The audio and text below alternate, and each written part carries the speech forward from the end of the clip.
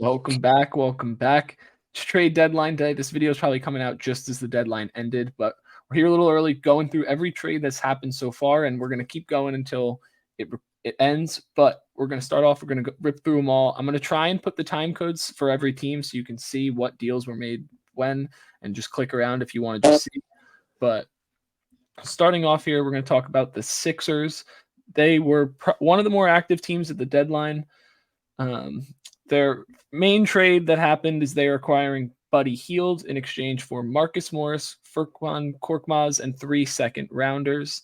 They also traded away Patrick Beverley for Campaign and a 2nd-round pick. And they also shipped out Daniel House for a 2nd-round and a 2nd-round pick for nothing in order to hopefully clear cap space for when Kyle Lowry gets bought out by the Hornets, if that does happen, which everyone's expecting it to. And I believe that's everything for the Sixers. Yeah, let's just get your thoughts on those trades right off the bat. Man, I think that Philly is, like you said, trying to create some space. And then, with the addition of Campaign, from Pat Bev too, I think that, with Joel Embiid gone, they're trying to maximize their efforts. And I think it could end up working out for them. Yeah, no, I think adding a 40% high volume 3-point shooter and Buddy Hield, you always do it. And you didn't really have to give up a whole lot. You gave up role players that you don't really play anyway. So now you have another kick out option for when Embiid comes back when he's posting up, or now you can really kind of vitalize the team you have right now without Embiid, where it's a pace and space team where you need the 3-point shooting on a consistent basis and a guy that's going to give you volume that can create not only off the catch but off the dribble, where everyone else that they traded away is really just off the catch. Buddy Hield's not the best off the dribble shooter, but and then Pat Bev going away, kind of sad. Rowan's going to be pissed about it. I'm telling you. I also hate Campaign, so sorry, Sixers fans. But he might kind of give you a little bench scoring punch, I guess, more so than what Pat Bev does from a leadership role. Yeah. But I think leadership is massively important, and getting rid of a guy like Pat Bev is not something that I would do off the top, but hey, I'm not a GM and if you don't have to get rid of DeAnthony Melton or anything like that, I think that's a win. Exactly. The other probably the most active team for a variety of reasons, cutting guys, trading guys, getting guys, whatever, is the Detroit Pistons, which they needed to make some moves. But starting off, they are sending away Monte Morris and receiving back Troy Brown and Shake Milton to the Timberwolves and a 2nd-round pick. They also traded away Bogdan Bogdanovic, Alec Burks in exchange for Evan Fournier, Malachi Flynn, 2 2nd-rounders, Quentin Grimes, and Ryan Arcidiacono. That literally, to me, just sounds like something I would cook up on the trade machine. Like, that's it. Like, literally, I don't know how that compensation works. The Knicks just got a whole lot better. Then they also they traded a 2nd-round pick in exchange to get Simone Fontecchio. Sorry if I butchered your name. And they also received Daniel House, which I said, and they released both Killian Hayes and Joe Harris. A lot of deals for Detroit. Y'all hear my phone vibrating. Shams just said that they just released Daniel House Jr. And, there we go. You know what it comes down to, but this shows you what it's like on the deadline day. Thank you for tuning in to TOT. Like, follow, comment, subscribe. But I think Detroit is definitely in a rebuild situation, but just with the guys that they do have that are their guys that they're trying to build around. Cade Cunningham, I say Jaden Ivey. He just had a career high last night, 37. It was a great game. Jalen Duren, nice strong cat.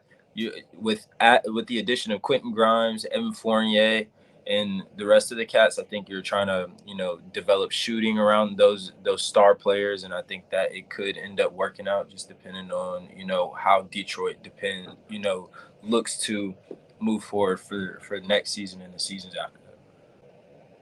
Next trade here, we got a 3-teamer. Brooklyn's been pretty active, but the 3-team trade, they are trading away Royce O'Neal in exchange for salaries and 3 2nd-round picks. And then also in that deal is a Memphis-Phoenix kind of trade where the Memphis Grizzlies are getting David Roddy, Bates Diop, Jordan Goodwin, and Chimizi Metsu. Sorry if I butchered your name. And in exchange for some pick swaps. Pretty simple. I think Phoenix getting Royce O'Neal is a big get. Finn not here, but big Nets fan, kind of sad about Royce O'Neal going.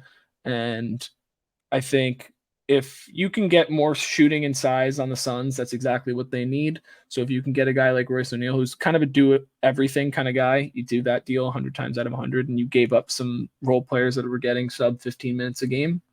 Bates Diop's been good for them, but what are your thoughts? He has been good for them. I'm excited for David Roddy. I've been watching, some of his games with Memphis, and I think that he could definitely, fit well with Phoenix. But I think Memphis, could use that spark shooting coming from the bench and using guys with length who can guard the wing like Bates Diop, like Utah Watanabe. So I think that both teams get a nice little efficiency for them. Yeah, Utah's also included in that deal too. Yeah. Brooklyn also traded to Toronto Spencer Dinwiddie in exchange for Dennis Schroeder and Thaddeus Young. Pretty interesting trade. I think it's a lot. I mean, I know the salaries have to work out between Dinwiddie and the other and Schroeder and Thaddeus Young, but I feel like that's a lot for Spencer Dinwiddie. I feel like he's been overhyped and undervalued. It depends on who you talk to. I'm kind of in the camp where he's just like a six man. Like that's where he should be playing. And I think he thinks of himself as a starter and teams do too, I think. But yeah, I mean, not the best deal, not the worst deal. I think it shakes up things for both sides. And I think it's kind of what they needed. What are your thoughts on that one? I think definitely it gives my dog quickly more time to shine over there in Toronto. And like you said, Spencer Dinwiddie, can really kind of facilitate a 6-man role. But I think clearing out space for, just getting rid of Dinwiddie, getting rid of Rolls Royce, adding Dennis Schroeder and Thaddeus Young, I think that gives Brooklyn a little bit more youth and a little bit more pace to their game, which Mikal and the rest of the guys can use. So I like those trades. Yeah, I also feel like because Ben Simmons, one, just can't stay healthy, and two, he's only playing limited minutes. So you kind of need like a facilitating point guard on that team. It's been the biggest issue for them all year. And Dinwiddie, for all of his good that he does, he's not a pass first or like assist point guard by any means. So if you can get a guy like Dennis Schroeder who can go and give you 8 assists on a pretty consistent basis on the high end, 8 to 10, but still, if you can get good point guard play consistently for the most part, that's what you really need. And 15 and 8 that's all that they need from him. Exactly. You could be 12 and 7, and like that's more than enough. They just can't get into sets. They don't really run a ton of sets, which is another problem with the Nets. But that's a conversation for a different day. But yeah, I think having a guy that can get the offense flowing is a big thing. Me and Finn did a Ben Simmons video. Go check that out. It's kind of talking about how Ben Simmons controls everything for the Nets when he's out there. So go check that out. And I think Schroeder's bringing a secondary option to do that, which is nice, especially for the Nets, because I do want them to succeed. They're my hometown team, even though I'm not a direct fan of them. But next trade, pretty big trade. I think both teams, I don't know if got better, but the Charlotte and the Thunder are getting Gordon Hayward in exchange for Treyman, Davis Bertans, I'm going to butcher this, Vashalidi Michi, and draft compensation. Really good get for the Thunder. I always said that people were expecting the Thunder to trade for a big name like a LeBron, or that's just the highest end of them all, or like a Dejounte Murray or someone like that. I never thought that they were going to make that big a move because they want to let their young pieces develop into becoming the stars and not stunt their growth, which we've seen teams do too prematurely, and it screws them. So Gordon Hayward's another guy that you can just come in. He'll give you 15 to 20 on a pretty consistent basis, give you good three-point shooting and veteran leadership that this team needs to carry into the playoffs. 100%. And like you said, especially at the end, veteran leadership. We know that OKC is, if I'm not mistaken, the youngest team in the league.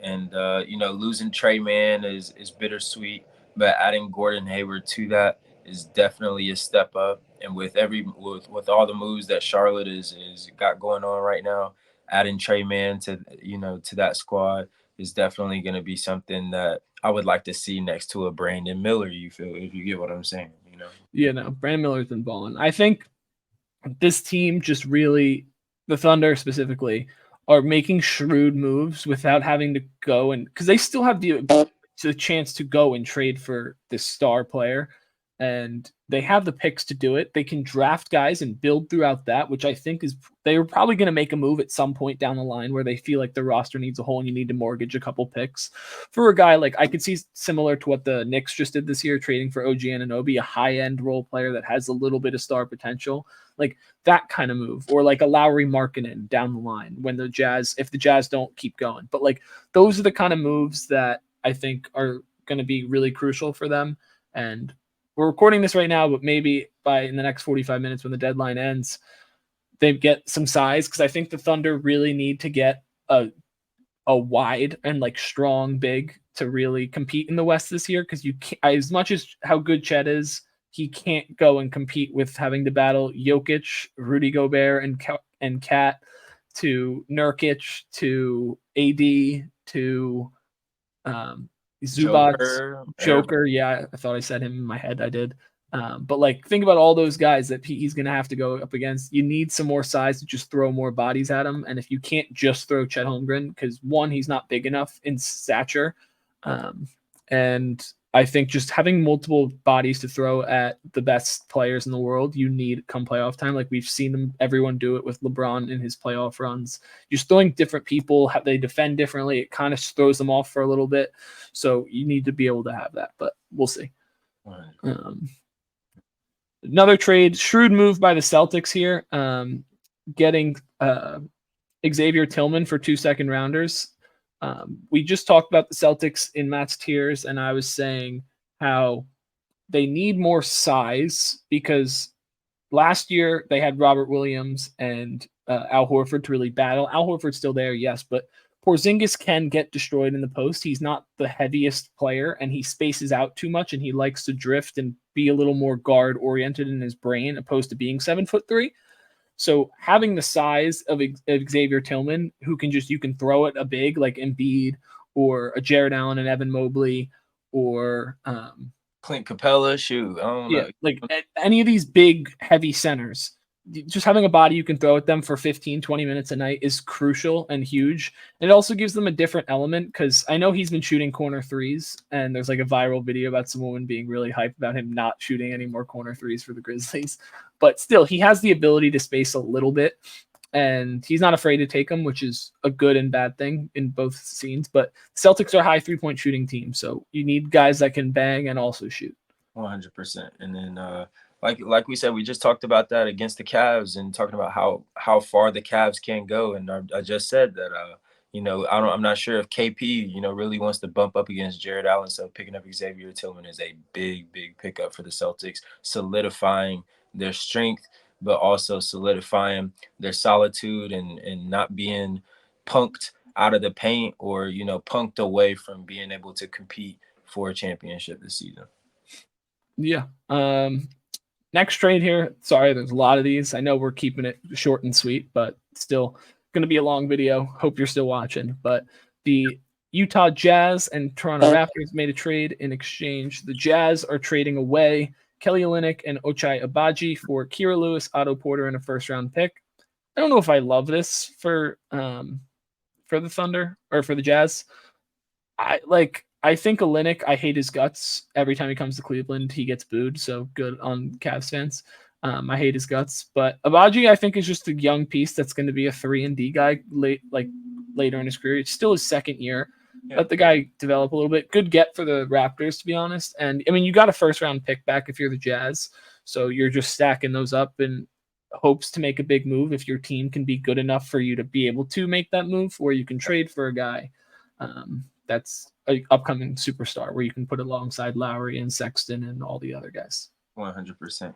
And for me, Utah, like out of all of the trades, as we know, I'm a Hawks fan, I'm from Atlanta, but as much as Dejounte Murray has been, in trade talk, in trade rumors, trade talks, everybody wants the cat. I know that Kelly Olynyk has been one of those big bodies that any team could use, and we just got done talking about OKC. I feel like if you put, you could have put Kelly at the 5, push Chet down to the 4. I think that would have been decent, but I think that Toronto is in a similar type of situation to where we have seen New York with how they handle free agency and how they handle the trade deadline and who they acquire. We've seen Brunson, we've seen OG Anunoby, just recently. So I think that Toronto is definitely on the rise with, building a structure for them to be able to compete in the long run for the next seasons. Yeah. It took them forever to blow it up. I think this could be wrong, but it feels like at least that the only 2 players that are still on the roster from the start of the season are Scotty Barnes and Jakob Poeltl. I feel like that's it, which is like insane to think about how much turnover that team has had. That's why they're probably not as successful as we think. Next year, I could see them being better because I do think they have a lot of good pieces. But I think getting a young piece and a first-round pick, you do that. Easy every time. So, I just think that shrewd moves. Raptors finally blew it up. I'm glad they did. It's about time.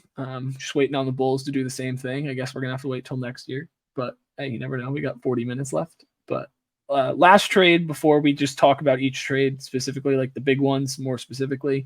But that Dallas is trading away Rashawn Holmes and draft compensation in exchange for Daniel Gafford. I think that's a huge get, to be honest. Huge. Wait, did we talk PJ Washington? No, we didn't. Okay. So we'll do that one after. But yeah, I mean, I think Daniel Gafford, huge get. I think he's one of the more underrated bigs. I think he's like a solid role-playing backup big, maybe starting on some teams. But I don't think he'll start over Derek Lively. But I think if you split minutes between them, you constantly have a big out there that can rebound and play solid enough defense and shot block. And for the Mavericks, you just need more of that, quite frankly. 100%. And both of those cats, we already know Lively. And we know Daniel Gafford, but him being in Washington, I think that he's definitely going to get a lot more shine, a lot more representation, being able to play with the Mavs because of the stardom that is over there. But both Derek Lively and Daniel Gafford being aggressive bigs, I think that definitely fits the best play style that is going to allow Luka and Kyrie and just the Mavericks as an organization to be able to compete at their highest and healthiest level when you have guys who can be on the floor and be as aggressive, crashing the glass, offensive rebounds, defensive rebounds, all of that stuff. So big pickup on top of who we're getting ready to talk about. Yeah. One of the bigger trades of the day, PJ Washington going to Dallas in exchange for Grant Williams, Seth Curry, and a first-round pick. To be honest, I know you're high on this trade for the Mavericks. I don't know if I am. Maybe I'm just not watching enough Hornets, which is entirely likely. Leave it in the comments if I'm not. But I think that PJ Washington's just a slightly better Grant Williams. Maybe not that much better. I feel like they play similarly, where they space the floor. They're a bigger body. They play the 3-4, and they can do a little more. I think PJ Washington is a better player and can create for himself more than a Grant Williams can. And Seth Curry wasn't really getting any burns, so that's whatever. But getting a first-round pick, if you're the Hornets, that's why I understood why they did this deal. Yep. But because I don't think the Mavericks in the long term are going to be this unbelievably great team, because I think the West is too loaded. And I think Luka is really, really good, but I just can't see them ever being consistently at that top 3 in the West seed, to be honest, because they gave up so much compensation over the course of the last few years, and it hasn't worked. Yeah, 100. And I think aggression is gonna be what takes them to the next level. Like shout out to Tim Hardaway, shout out to Josh Green, shout out to Luka. With the addition of Kyrie, last year at the trade deadline, we're just now getting to see what the dynamic between him and Luka is like. And Kyrie has been injured somewhat this season, enough for us to, not really, get the full grasp of that. But with Lively, with Josh Green stepping up, with the addition of Derrick Jones Jr., we see the capability. And like I said, with the addition of Gafford being aggressive, I don't want to say like I'm a diehard fan or anything, but I have been paying attention to the Charlotte Hornets and what's been going on over there. And I appreciate PJ Washington's game because he's gonna play defense, but he's one of those guys who's gonna be aggressive and can create for himself as well. He can give you 35 to 40 if you know really give him the opportunity and allow him to play his game. And I think Jason Kidd is definitely gonna allow him to do that. Luka is gonna look for the cat in the best spots. Kyrie can look for the cat in the best spots. And like I said, if you got a cat who can give you 30 or 40, and also play hard on the other end of the floor, play hard on both ends of the floor, you're definitely worth however many role players. Shout out to Grant Williams. Shout out to Seth Curry. I think PJ is still going to step up and spark shooting in regards to that if you find him on the open corner or on the wing or wherever. But if you got a guy who can play 3 and D, give you 40, definitely worth a first round pick. So I think that with Gafford and everything that Dallas has going on, arguably, I think they got better for the sure. Knicks or the Mavericks have had the best day-to-day deadline day. Yeah, I think they definitely got better. I'm curious to see how it all looks going forward because Luka and Kyrie are some of my favorite players in the NBA. Kyrie, my second favorite player ever. So I think nothing. Okay. But yeah, no, I'm excited for the Mavericks. We're going to take a break, wait for some more trades to happen, come back. But you guys are going to be seeing this right after, so see you in a few seconds. Daryl Morey is a liar. All right, we're back. We're back. A couple trades just happened while we got off. The Boston Celtics are trading Dalino Banton to the Blazers for a heavily protected second-round pick. That doesn't really mean anything to me, so I don't really want to touch on it much because I got to go to class. But hey, Tomat. Then another one was that Doug McDermott got traded to the Pacers for a second-round pick, I believe it was. Let me double check. Marcus Morris Sr. Yeah, Marcus Morris and Doug McDermott, or Marcus Morris and a second-round pick for Doug McDermott. Pretty self-explanatory. I think the Pacers want more shooting to replace Buddy Hield, who they just traded. You got it now. Pretty self-explanatory. Not much to touch on. This little segment here, it's going to be guys or cap casualties. Spencer Dinwiddie just got cut by the Raptors. We're expecting Kyle Lowry to get cut. I think both of those guys are going to try and go to championship contending teams. I don't know what those teams are. Lowry's been rumored to the Sixers. That's where he grew up. So maybe. Daniel House was cut. Joe Harris and Killian Hayes, as we previously mentioned, were cut. Killian Hayes is probably not going to get picked up by anyone. Joe Harris probably will. But Marcus Morris got bought out. I'm trying to think of anyone else. But yeah, that's everyone that got bought out. You want to make any comments on that, or should we just go to talk quickly about guys who didn't get traded that were rumored to be traded? Let's go. All right, yeah. I'll run through the names. We're just going to touch on three of them. Bruce Brown staying in Toronto, Dejounte Murray staying in Atlanta, and D'Angelo Russell and the Lakers were quiet at this deadline. It's past 3 o'clock now. So there might be a few deals that pile in at the end, but nothing too insane.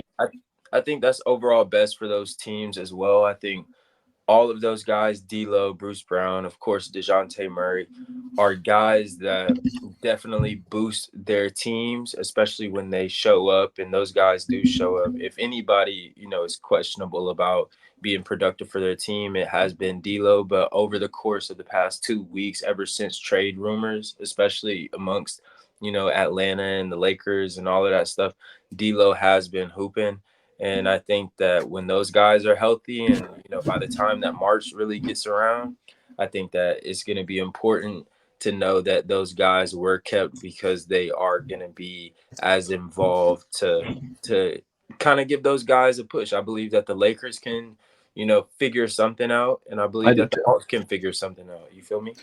Yeah, no, I think both teams they're not in the positions they were expecting to be going into the year. But moving forward, I think they have a chance. Now everyone knows they're staying. It's off the mind of all these players. Now you can really lock in and focus and kind of compete. The Lakers, I think, are more of a title contender than the Hawks at the moment. But, hey, That's what happens when you have LeBron and AD on your team. But that should be the whole trade deadline. If there's any other late deals, sorry, but we covered every single one. So if you guys enjoyed this, please subscribe. I know we already did an outro, but I'm probably just going to edit that one out. Subscribe. Come back for more videos, posting videos on all these trades. Going to talk about each team. Is a liar. But yeah, like, comment, subscribe, and peace.